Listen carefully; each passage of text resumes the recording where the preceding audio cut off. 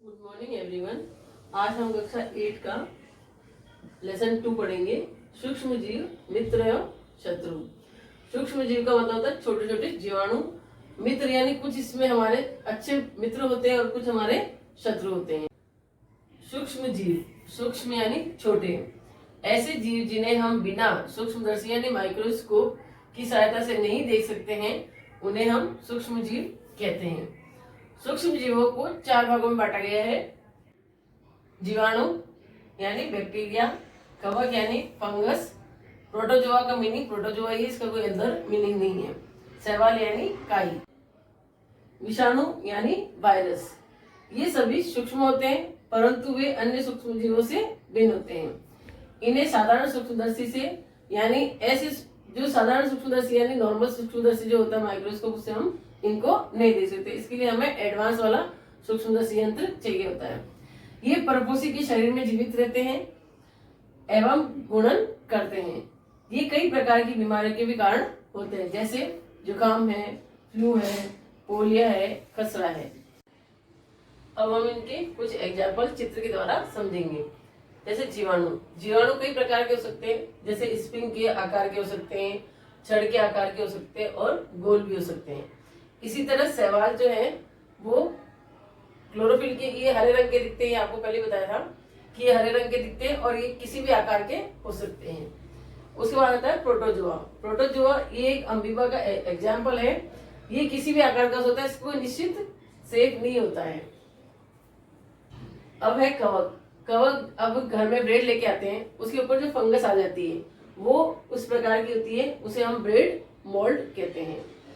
उसके बाद आता है विषाणु। विषाणु ये अभी हम जो कोरोना वायरस देख रहे हैं वैसे उसके जैसा ही ये है, जिसको हम उदाहरण के तौर पर समझ सकते हैं।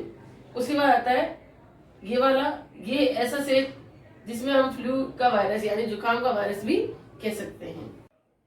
सूक्ष्म जीवों के प्रकार, ये 2 प्रकार के होते हैं, एक कोशिकी और बहुकोशिकी। एक कोशिकी जो एक कोशिका से बना होता है, बहुकोशिकी जो बहुत सारी कोशिकाओं से बने होते हैं। सिर्फ एक ही कोशिका को बना होता है, वो होता है अमीबा। कई सारी कोशिकाओं से मिलकर बना होता है, वो होता है कवक। सूक्ष्म जीव अकेले भी रहते हैं, जैसे अमीबा। सूक्ष्म जीव कुछ समूह में भी रहते हैं, जैसे जीवाणु। कुछ सूक्ष्म जीव हमारे लिए लाभदायक होते हैं तथा कुछ हानिकारक होते हैं।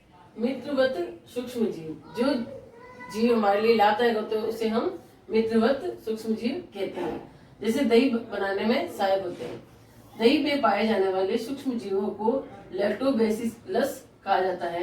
ये दूध में जनन करके दही बनाते हैं। अब हम सूक्ष्म जीवों में मित्रवत जो सूक्ष्म जीव होते हैं उसके आगे बढ़ेंगे। किण्वन में सहायक, जैसे यीस्ट, ये कवक होता है एक तरह से, ये तीव्रता से श्वसन क्रिया करके कार्बन डाइऑक्साइड का उत्पादन करते हैं। ये गैस के बुलबुले, जिसे खमीर हम बोलते हैं, वाले मैदे का आयतन बढ़ा देते हैं, जैसे हम किण्वन कहते हैं।